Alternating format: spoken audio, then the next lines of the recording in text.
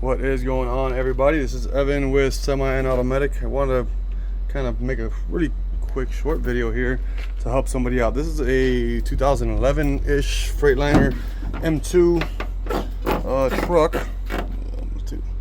Yeah, this is a January of 2011 manufacture date. I think I'll run in this same kind of, here, let me close this for a second so you guys can see what this truck looks like. So it's one of these, okay? This has got the Cummins motor in it, but I'm assuming even with a different motor, the HVAC system might be the same. So the issue was that the blower motor stopped blowing. The customer had recently replaced the blower motor. So I was like, it's very unlikely that the new one failed, but it's possible. I have had brand new parts that fail. So he went out and got another blower motor. Same issue, blower motor wasn't working.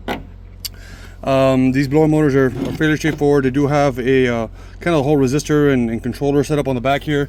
You got your main power and ground wires here, and then you have basically an RPM control, what these two wires are. They basically what sends a signal back to the control head that kind of tells it how fast the blower motor is spinning, just like a feedback wire, if I'm not mistaken. I might be wrong, but either way, these are your two main power wires right here, which even which mine weren't coming on before, and I actually did have 12 volts here and a good ground, and it still wasn't coming on.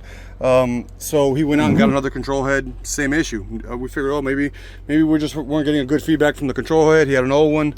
Same issue. Couldn't really find a decent video or anything online, so I'm going to kind of show you what I did. I just started kind of following some of this wiring. Some people were saying that this connector can act up.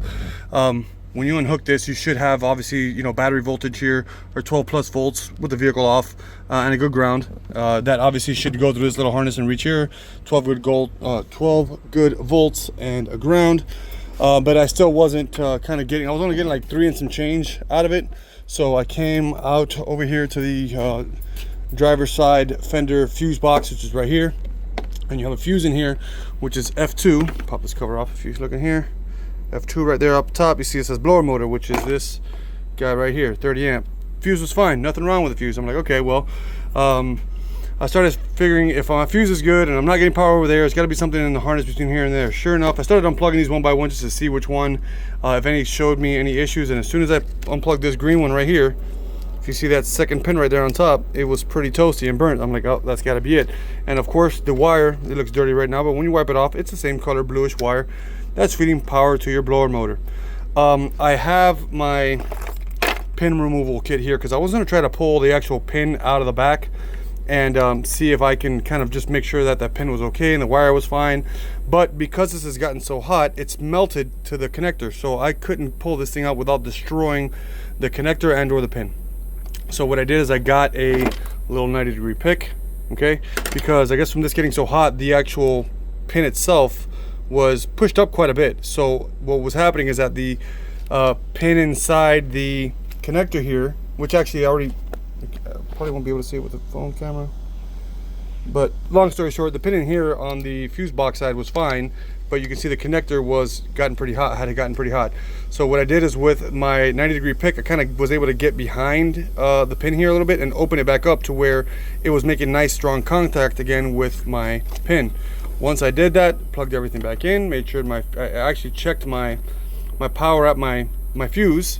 You know, I was reading 12.7. As soon as I did that, I came back around and with my power probe, I checked what I was getting at my connector up here.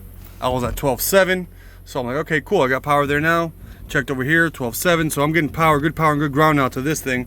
Opened the ignition back up, tried my blower motor speed control again, and sure enough, that fixed my issue. So if any of you guys are having an issue with one of these M2s where you got a weird issue where their blower motor doesn't want to come on, that's what you should definitely check.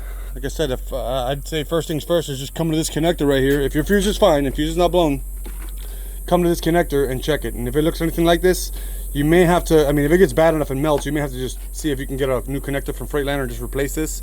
But I was able to just kind of expand the pin on this one and get it back in there, and you know, everything resolved, problem fixed. So hopefully that helps somebody. Have a fantastic day.